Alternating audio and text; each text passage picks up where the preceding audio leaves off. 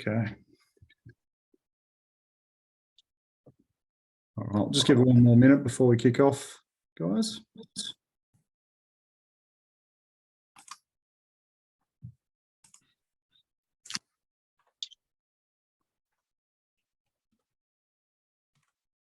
Hi, Elizabeth. Hi, Peter. How are you? I'm well, thank you. That's good. Nice to see you.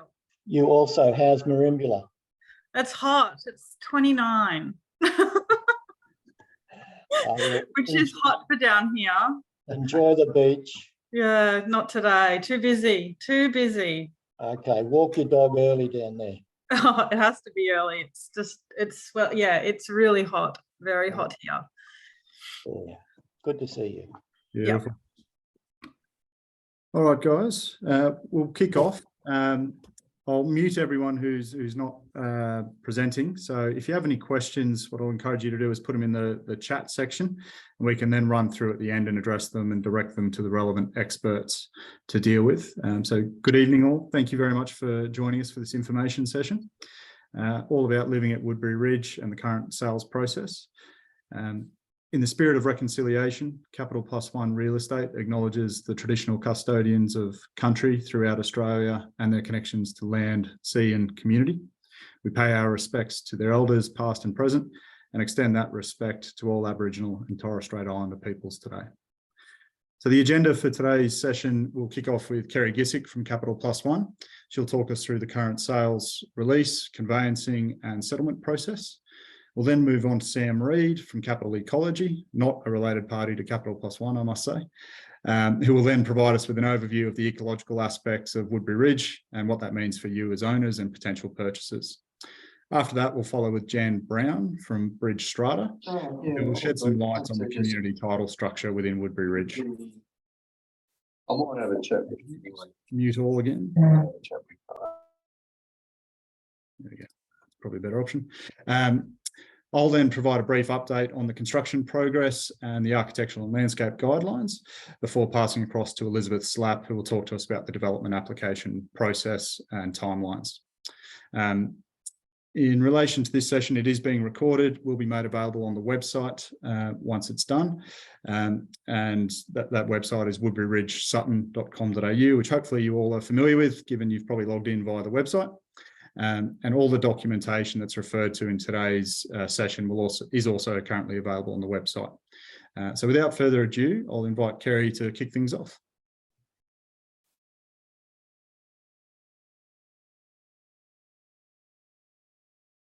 That's better. There we go. Thanks, Andrew. Welcome and thank you all for taking the time to join us today. As Andrew mentioned, I'm Kerry Gissick and I work for Capital Plus One Real Estate, and I'm just going to give a quick overview of the current sales process for potential purchasers, and we'll then outline the settlement process for all purchasers. The current campaign is Expression of Interest campaign, and it ends on Monday, the 27th of February, with all expressions of interest forms to be completed in full and emailed to woodbury@cplusone.com.au by 5 p.m. on the Monday. These forms can be found on the website in hard copy on inspection days, or we can email you a form. You are able to nominate all the lots that you are interested in and the price that you would like to offer for each lot. We recommend you actually put forward an offer on any lots that you would be happy to purchase. You may not be successful on your first or second preference, but could be successful on other offers, perhaps even at a more favourable price point. To assist with this, we recommend you spend as much time as needed out on site with us to understand the characteristics of each lot and to determine if that lot is for you. There are 2 more opportunities to inspect Woodbury. This Saturday, the 18th, and next Saturday, the 25th of February, and we'll be on site from 1 p.m. to 5 p.m. Expressions of interest will be reviewed on Tuesday, the 28th of February, with all parties who submit an EOI being advised of the outcome by Friday, the 3rd of March. We will notify the successful party and the runner-up of their status, with other submissions being notified that they have unfortunately been unsuccessful in this release. Our lawyers will issue a contract for sale to the successful purchaser's lawyers by Friday, the 3rd of March, with exchange of contracts to take place 10 business days after receipt of the contract. And that's approximately around this Friday, the 17th of March. The 10% deposit is payable on exchange and will be held in the Capital Plus One Real Estate New South Wales Trust account until settlement, and we will provide everyone with those account details. Once exchange of contract takes place, we recommend using this time between exchange and settlement to plan and design your new home and landscaping. You will need to have these designs submitted to the Woodbury Ridge Review Design Panel and approved so that you are ready to submit your development application to the Ass Valley Council following settlement. The email to send your designs to is woodburydesignreview@c+1.com.au, and this email address can be found in the guidelines document. Elizabeth will outline the DA process in more detail later in this session. We're currently forecasting to call for settlements in November this year, and parties will be notified of lot registrations once signed off by council. Once we've called for settlements, you will have 21 days to complete your purchase by paying the balance of funds due, at which time the title will transfer to you. The C+1 team will be in regular contact with all owners from the time of exchange to keep you up to date with construction and the anticipated settlement timelines. We'll also coordinate with your bank's valuers for access and provide any information they need to assist them in undertaking valuations required by your lenders. Please, if you have any questions at all, don't hesitate to contact myself or Andrew, and we look forward to meeting you on site and showing you around the wonderful Woodbury Ridge over the next couple of weeks. Thank you.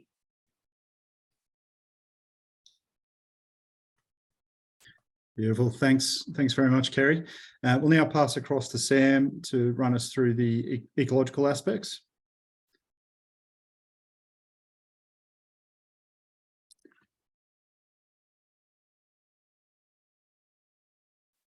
You want to unmute yourself, Sam? Yes, I just got the notice. Can you allow me to share my screen as well, Andrew? Oh, yes. Oh, sorry. That was, where are we? Share screen. Participants. Go for it. Try again, mate. Yeah, there we go. So it will be that one. All right, so hopefully you can all see that now. Yeah, so my name's Sam Reid. I'm a senior ecologist with Capital Ecology. And so my presentation today is on the biodiversity management plan for the retained vegetation and habitat in the hilltop lots. So from the outset, I'd really encourage you to read the biodiversity management plan and the associated landowner summary.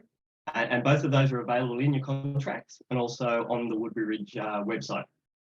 So just to give you some background, Capital Ecology has been involved with the Woodbury Ridge project since 2019. And from that time, we've done all of the vegetation assessments and threatened species surveys across the property. We also developed the biodiversity certification assessment report, which was one of the key documents that supported the biodiversity certification application. So an important part of that certification process was identifying avoidance measures that were aimed at protecting the significant ecological values that occur in Woodbury Ridge. So the key ones being boxgum woodland, golden sun moth habitat, and superb parrot breeding habitat. So in Woodbury Ridge, there are two main avoidance measures. So with reference to this aerial image of the subdivision that you should be able to see, they were the establishment of 4 biodiversity stewardship sites. So they're shown by the green shaded areas. And the second was the retention, protection and management of vegetation and habitat in the hilltop lots. So that's shown by the yellow shaded areas. So the rest of my talks on the biodiversity management plan has been developed to protect and manage the retained areas in the hilltop lots. So the biodiversity management plan can be broken down into 2 key elements, and they are mitigating the impact of human occupation. And the second is managing native vegetation and threatened species habitat in a way that's most beneficial for the significant values that I mentioned before. So now I'll just give you a brief summary of the actions, the management actions associated with each of these two elements. So first, mitigating impacts from human occupation. A part of that's ensuring that all of the impacts associated with the development of lots is restricted to approved areas. So being the driveway, which is shown in that yellowy orange colour, the building envelope shown in dark blue, and effluent management zone, which is shown in the light blue. So this is also a good point in the presentation, just to highlight and reinforce that all of the management actions in the biodiversity management plan relate to the areas outside of your building envelope and outside of your effluent management zone, so not to the areas inside of them. So as well as restricting impacts to approved areas, you have to manage the asset protection zone. So that's shown by the black hatch in this image, and you've got to manage it in order to mitigate the potential impact of bushfire. The management actions associated with the asset protection zones were developed by bushfire experts. And based on the existing vegetation that's currently there within the asset protection zones, the management actions won't require the removal of trees or substantial impacts to any other types of vegetation, and will largely be restricted to managing the ground story vegetation. You have to protect retained vegetation, timber, and surface rocks in your lots. So we refer to these types of things as habitat features, and they're important elements of the environment that help to increase biodiversity. So this means that things like fallen timber and rocks shouldn't be removed from or moved within your lots. Only certain types of stock are allowed to be kept, and they are cattle, sheep, alpacas, llamas, goats, rabbits, poultry, and honeybees. Most of these types of stock can roam anywhere in your lot. The exception to this is rabbits, poultry, and honeybees, which have to be contained either to your building envelope or to your effluent management zone. And that's because they have a greater potential to negatively impact the retained vegetation, or in the case of something like a chicken, directly impact threatened species such as golden sunlight.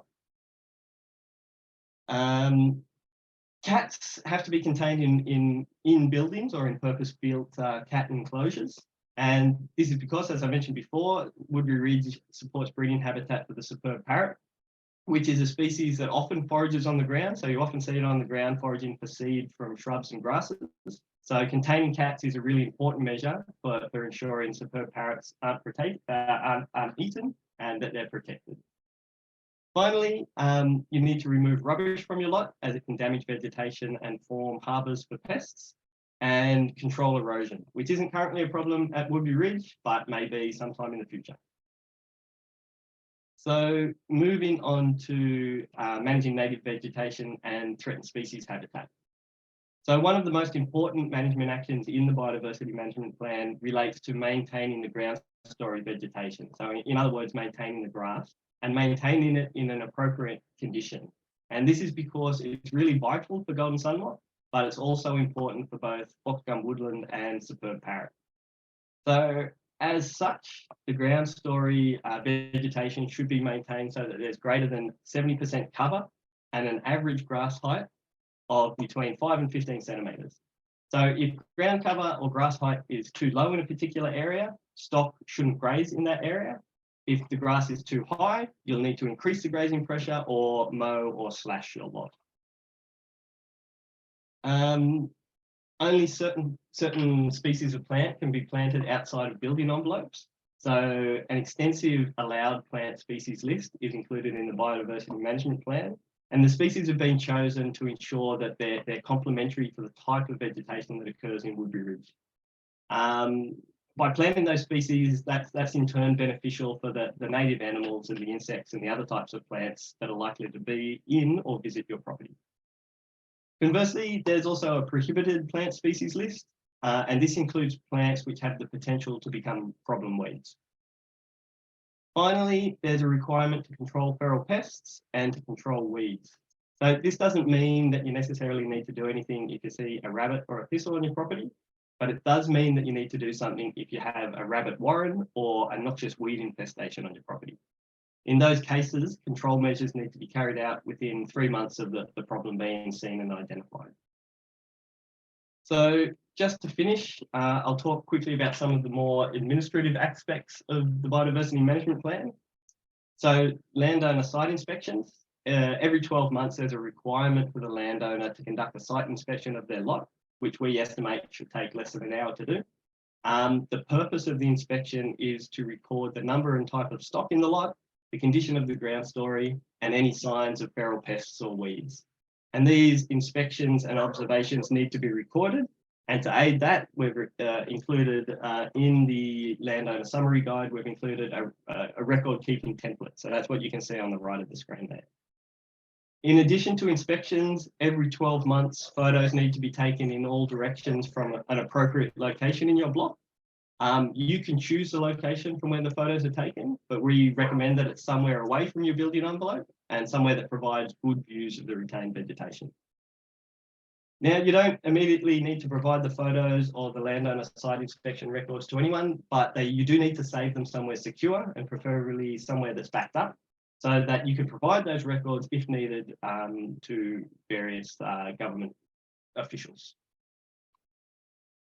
As part of the certification process, a commitment was made to monitor superb parrot breeding activity during the first 5 years of the development.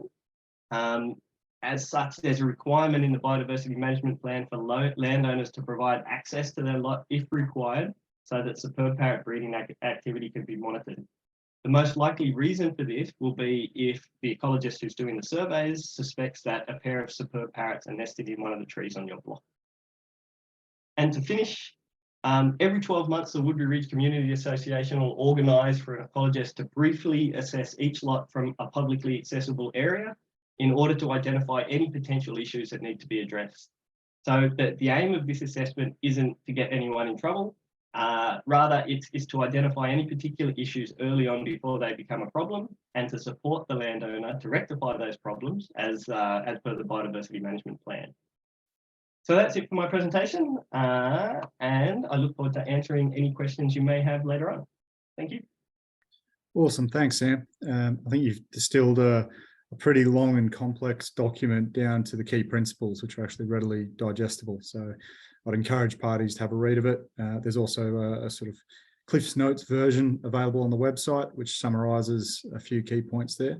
And Sam is available, obviously, if we have any further queries, we can facilitate some questions through to Sam down the track. So I'll now pass over to Jan to talk us through the community management statement, how that works and the implications for lot owners. Thank you, Andrew. Am I still sharing my screen, Andrew? Can you unshare me? You could, I couldn't work it out last time. You did it for me. Will you be able to? We like the picture, Sam. It's nice and relaxing. Yeah. Bear with me, mate. Well, let's try that. There we go. Oh, no. Where are we? Nope. Okay. I do not want to share my screen. Bear with me. That's even more relaxing. It's definitely not Woodbury Ridge, mate. There we go. Beautiful. All right. Jan, we've got you loud and clear. All right. Okay. Good evening. Community management. Upon settlement, all owners become part of the community association, the Woodbury Ridge Estate. The estate comes under community association title as opposed to Torrens title, which is a normal house, leasehold title, which people would be familiar with in ACT, strata or unit titles. A community association operates in a similar way to a strata or a units plan for townhouses or units, but with several differences. One of those is cheaper levies, which I'm sure everyone will be pleased to hear. The ongoing costs are less in a community association than in a strata or units plan. Main differences are a lot owner in a community association is responsible for everything on their lot. Their lot will have a number, and that is the identifying part of the estate. And they're responsible for the maintenance and insurance of everything within their lot. The community association only insures what's classified as lot 1. Anything on lot 1 is community association property, and therefore the association is responsible. When the association gets registered, it will be called Community Association DP number. DP stands for Deposited Plan, and the number will be allocated by land titles. And this would be the official entity for the association. This is what we have to open up bank accounts in the name of, and also any legal actions going forward will always be in the name of the owners of Community Association DP XXX. The registration of a community plan creates community development lots and community property. So as I said, each lot will have a different number, starting from 1 through to 60, because there's 66 lots. It'll actually go through to 67. The community association's main or primary functions include manage the finances of the scheme, keep accounts and records for the scheme. These have to be presented at each annual general meeting, maintain and repair its property, take out insurances for the scheme. While the verges are classified as Lot 1 Community Association, it would still be expected in most instances for the lot owner to be responsible for the mowing of those areas in front of their lots. And that would also help to keep the expenses down for all the lot owners. So these are the primary functions of a community association. There are several others. Meetings. Community association must hold an annual general meeting once a year, and they can also hold what's called association committee meetings, as many as they like. A community association is like a mini company. Like a mini company, you have shareholders. You as lot owners become the shareholders. You then have a board of directors, which is classified as your association committee, and the managing agent is like the CEO. So like a board of directors in a company, they can have as many meetings as they like. Resolutions are put forward. Those minutes are to be sent to all owners after the meeting, so that owners are aware of what's happening, and you open up the communication channels between the committee and the owners. The notice of every AGM has to go to all owners noted on what's called the association roll. Every owner has a vote at that AGM if they are financial, and it represents 1 vote per lot. The association committee is elected at each annual general meeting. They are responsible for the day-to-day management of a community association, and they can also have, on top of that, subcommittees. We recommend that subcommittees are formed. Some people don't want to sit on the full committee, but they're quite happy to offer their expertise in a subcommittee. So you may have a land management subcommittee, you might have a water infrastructure subcommittee. You also may have a financial subcommittee. We do have some of our older ones that also have subcommittees for reviewing of the community management statement, or the CMS as we would call it. At each annual general meeting, the association has to approve a budget, and the association also has to establish an admin fund and a capital works fund. If some of you have been in Strata before, you would know that that previous terminology was called a sinking fund. And the capital works fund is for future major works, which is your infrastructure. Your administrative fund is your day-to-day working account. The proportion to be paid by a levy by each member or each lot owner is calculated on unit entitlements. The unit entitlement is determined at the time of registration, and that is based on a licence valuer's value of the lot. And that's based at time of registration. And that unit entitlement then determines what your levy basis will be. The CMS, Community Management Statement. You will soon get to know the acronyms and use the CMS on a regular basis.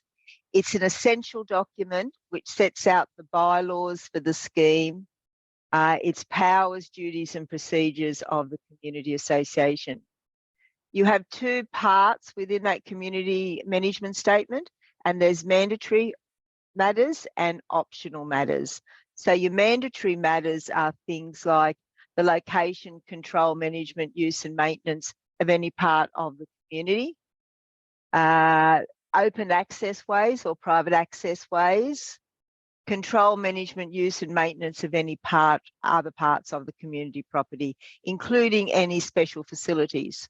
So if you have certain facilities like the playground equipment, there can be certain guidelines or rules put in place about the operation of that equipment. We have some plans that have tennis courts and community halls and whatnot. So there's certain guidelines and rules around them. It also includes the provision of and paying for internal fencing on the community parcel, storage and collection of garbage, maintenance of water, sewage, drainage, gas, electricity, telephone, and other utility services, plus the insurance of the community association property.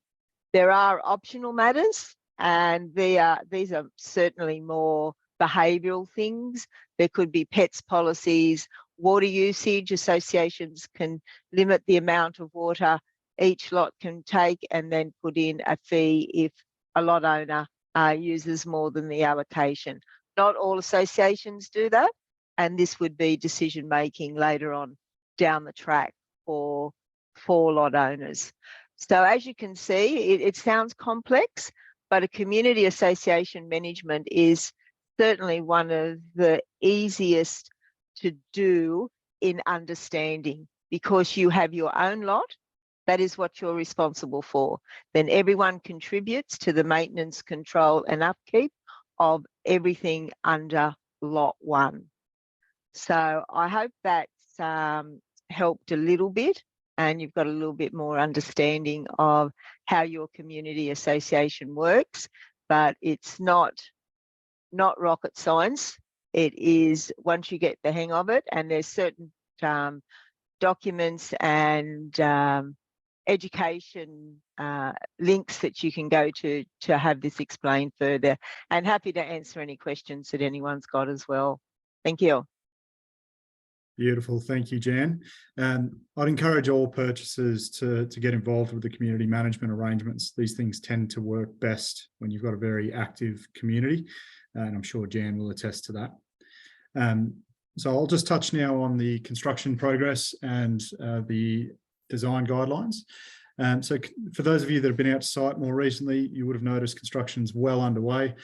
We had the contractors out there prior to Christmas. They were stripping the topsoil for the road network at that stage. And then over the Christmas shutdown period of 3 weeks, they left that to dry out, given the amount of rain we've had over the last few years. Moving into January, they completed those works, and they've now started the bulk earthworks across the site, and have recently started installing some of the stormwater infrastructure throughout the estate as well. The Guy Street and Sutton Road intersection upgrade works are forecast to start next month in March. They'll take somewhere around 4 to 6 weeks, and once those are done, works will progress up Guy Street with a resealing and widening of that road up and into the estate, and then we'll progress to the sealing of the road network within the estate thereafter. So construction program is well and truly on track to complete by September, which will then give us a couple months grace period to get all the relevant certificates and council approvals across the line to enable us to call for settlements in November. We will be keeping all purchases up to date with that, and also just to advise that we are out there on the last Thursday of every month for our purchasers to come out and get their design team throughout the process as well. So all those updates will be via email. In terms of your design, as Kerry mentioned, we'd encourage purchasers to once they've exchanged on their lot, to start thinking about their design, working with architects, draftspeople, and also builders, with a view to having a set of plans approved by the Woodbury Ridge Design Review Committee, ready for submission from a DA once settlement has occurred in November, just to make sure that any time delays are absolutely minimised. So utilise the time period between exchange and settlement to get that design locked in, ready for submission. Your design needs to be done in accordance with the Woodbury Ridge Architectural and Landscape Guidelines. They're available on the website. They also sit in your contract for purchase, and they will ultimately sit in the community management statement as well, as Jan mentioned. So as you've heard from Sam, Woodbury Ridge is home to several regionally significant ecosystems, and that's what we're trying to do there through the design guidelines is encourage the delivery of high quality, sustainable homes and landscapes that complement the site and reflect our shared ecological values. To encourage that, there is a compliance bond of $10,000 that's payable upon completion. So when you settle on your land, you'll also pay a $10,000 performance bond. That bond is fully refundable once you've completed construction within 3 years. That's from settlement. Started construction within 3 years, completed within 5 years. So you've got a 5-year period there from settlement to complete your works. And obviously, once you've completed those works in accordance with the approved plans by the design review panel. The guidelines aren't particularly onerous. In fact, they're only about 8 pages long, so you can read through them very quickly. We'd encourage you to provide them to all your design team and to your build team as soon as possible, just to make sure everyone's aware of them and the obligations that are set out in those. I won't go into a lot of detail on these at the moment, but just to flag that what we're trying to do there is encourage good design that is sustainable ultimately. There is a degree of flexibility, and we'd encourage parties to engage with the design review panel from the outset. So if there's any questions at all, feel free to drop an email through to woodburydesignreview@c+1.com.au, and we'll be able to pick up and answer any queries you might have to help you manage that design process as quickly as possible. So that's probably a good segue to hand over to Elizabeth to touch on the DA process and take us through how that will work.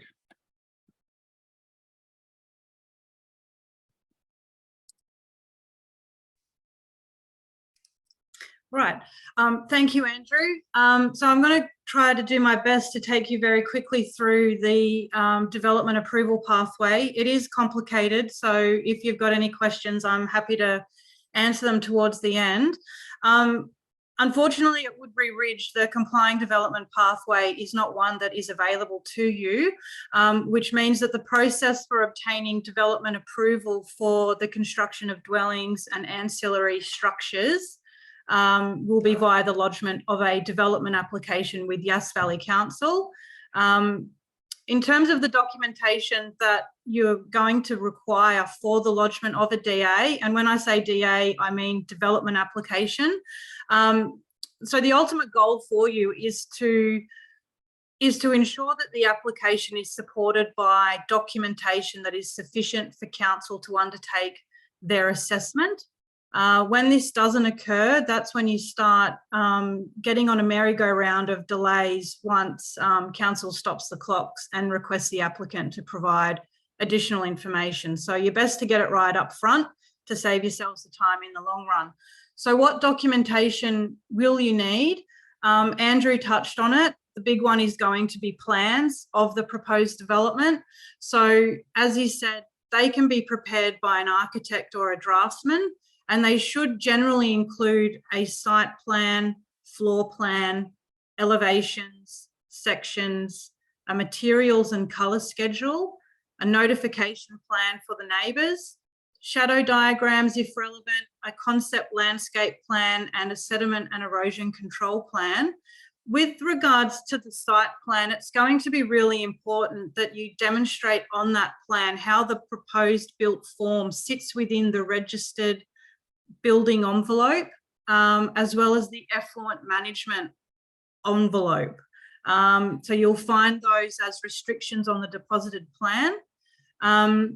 When the architect or the draftsman that you engage to prepare the plan gets underway, it's really important that they do consider those Woodbury Ridge architectural and landscape design guidelines, as well as the Yass Valley local environmental plan, the Yass Valley development control plan, and any relevant adopted council policy.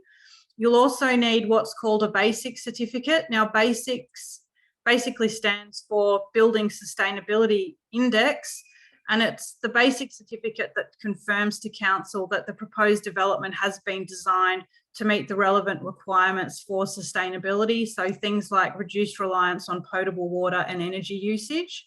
The basic certificate can be provided by your architect or draftsman. So it's best to check up front if they can. If not, you'll have my details, so you'll be able to ask me who can do them, and I've got a colleague that can. The basic certificate must be lodged with council within 3 months of being prepared. So it's not something that you want to do up front. It's once the plans have been finalised that you want to get them stamped with the basics and get the certificate issued. On-site effluent management, you'll need a report which will nominate to council the type of effluent management system to be installed and its overall location on the site and in relation to the dwelling. The effluent management system needs to be located with the prescribed area nominated on the deposited plan. So you'll see that there's areas marked as special effluent management zone or indicative effluent management zone.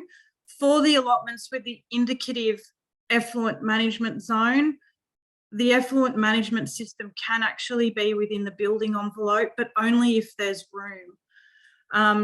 So as reflected in the 88B, the instrument, the effluent management report must be consistent with the land capability assessment that was done by Franklin Consulting as part of the subdivision. So who can do an on-site effluent management report? I would recommend contacting John Franklin at Franklin Consulting to see whether or not he can prepare the site-specific effluent management report for you. Because he's done that work up front, there could be efficiencies for him doing the site-specific reports. If not, there are other consultants that can help you do those. The other big one is going to be a bushfire attack level certificate, which I'll now refer to as a BAL certificate. The BAL certificate verifies the level of bushfire threat in accordance with relevant Australian standards for the construction of buildings in bushfire-prone areas. The BAL certificate should be obtained from a suitably qualified bushfire consultant. You can complete the New South Wales RFS single dwelling application kit, which is available online. However, the kit is often completed incorrectly, which can cause delays in your assessment. You'll need a statement of environmental effects report. That's a report that I can prepare, and basically it assesses the proposed development in accordance with all the relevant legislation and adopted policies of council. It also provides an assessment of the likely environmental impact of the proposed development. As of recently, an owner's consent letter is now a mandatory lodgement document in New South Wales. The letter needs to reflect the ownership that is reflected on the certificate of title that goes with the allotment that you're purchasing. What that means in this instance is that the development application will not be able to be lodged with council until the certificate of title has been registered and issued. And so, as per what Andrew has said and others have said, that will be after the settlement process has been completed. The final document that you'll need, and it's an important one, is the cost estimate report. The cost estimate report will need to be prepared by your architect or builder and needs to be a genuine estimate of the cost of the development. It needs to cover costs associated with the construction of the dwelling and any ancillary structures, as well as their preparation for the purpose for which they are to be used. For instance, the cost of installing plant, fittings and fixtures and equipment. And it also needs to include any costs associated with site preparation and any external works and services. That estimate is used by council to estimate the DA fees. It will be vetted by council staff. They have a booklet that they use. So it's best to make sure that you're getting it right up front. You don't want to go in too low and they ask you to review it. So the process for the lodgement of development in development applications in New South Wales is now 100% online. It's electronic. You can no longer walk in and hand in a development application over the counter. The process for doing it is via the New South Wales planning portal. And to lodge a DA into the portal, you must first register an account. It's not difficult to do, and I believe it can link back to any New South Wales service accounts that you have. The portal itself isn't difficult to navigate, but it can be overwhelming if you're not familiar with the process. Once the application has been successfully lodged into the portal, council will normally take about 1 to 2 weeks to do a technical check. And if at the end of that technical check, they're happy with everything, they'll then request the payment of the fees. If not, if they're not happy, they will request that further information be submitted. So in New South Wales, the development application is not deemed to be formally lodged until the fees have been paid. Once the fees have been paid, it's allocated a DA number and it's registered in council system, and that's when notification to neighbours is triggered and the internal departments will start their assessment. So the likely time frame for determination post-lodgement, there's no statutory time frame for the determination of a development application in New South Wales. There is what's called a deemed refusal period. In this case, that deemed refusal period will be 40 days. Once you hit that 40 days, it basically means that the door is open to you to appeal that deemed refusal in the Land and Environment Court. I don't recommend it. So to manage expectations up front, I'm going to tell you now that you will not get a development application determined within 40 days through Yass Valley Council. They have staffing and a backlog of DA issue at the moment, so you're going to be joining a long line. I spoke with the guys there on Monday this week, and they said to me that the assessment time frame for a single dwelling development application is about 12 to 14 weeks from the payment of the DA fees, if no significant delays are faced. So if they're not asking you for further information and you've got a really good quality application, fingers crossed you'll get out within that 12 to 14 weeks. The application fees and developer contributions, I thought you might be interested in just understanding what they're likely to be. I ran some numbers on a development cost of about $1,001,001, which basically puts you at an application fee in and around the $5,000 mark. And so, as I said before, like, you won't be asked to pay the fee until council has accepted the application. The development contributions are 1% of the development cost. So, for example, for a development with a cost of $1,001,001, you're going to be looking at a developer contribution of about $10,000. That contribution is required to be paid to council prior to the release of a construction certificate. So just quickly, I think I'm running out of time, but I just want to touch quickly on the process following determination. If it's favourable and you're issued with an approval, you'll get a notice of determination outlining the conditions of the consent. Those conditions will set the pathway for the development works to commence. That said, you will not be able to start, you won't be able to commence work or start the project until the construction certificate has been obtained. In New South Wales, you can obtain that construction certificate through council or via a private certifier. And if of interest, you can actually lodge a combined DA construction certificate at the one time. That said, the detail that you submit to council needs to be of a construction standard, and you will be forced to pay other assessment and application fees associated with the construction certificate up front. So it will be more expensive and it will take a longer time because they are assessing essentially 2 applications at the same time. There is also a long service levy payment or charge that you should be aware of, and that's payable at the construction certificate phase. That's 0.25% of the construction value. So for example, if you're at a build cost of $1,001,001, the long service levy is going to be about $2,500. So that brings me to the end of my presentation this afternoon. It is a complicated process. So if you do have any questions, I'm happy to hang around and answer them tonight. If not, happy for you to reach out to Andrew and get my details through Andrew and contact me directly. Beautiful. Thank you, Elizabeth. it is a very complicated process if you're not familiar with it. And so I would encourage all purchasers, if you want a quick outcome, quality is key here. And the consultants that have worked on the project for us obviously have an understanding of the background, and will be able to sort of manage a streamlined process for you. So we're in the process on Capital Plus One's behalf of just agreeing some sort of pro forma fee arrangements with parties such as Elizabeth, the Bell consultants, and John Franklin, who can prepare the effluent management report. Essentially a bulk rate for purchasers to utilise the skill sets of those individuals to hopefully streamline the process for you when it comes to a development application process. So I would strongly encourage you to adopt those. We'll drop those through via email and stick them up on the website once they're sorted out. But in the meantime, if you're not particularly familiar with the construction and the development game, there's a resource called yourhome.gov.au.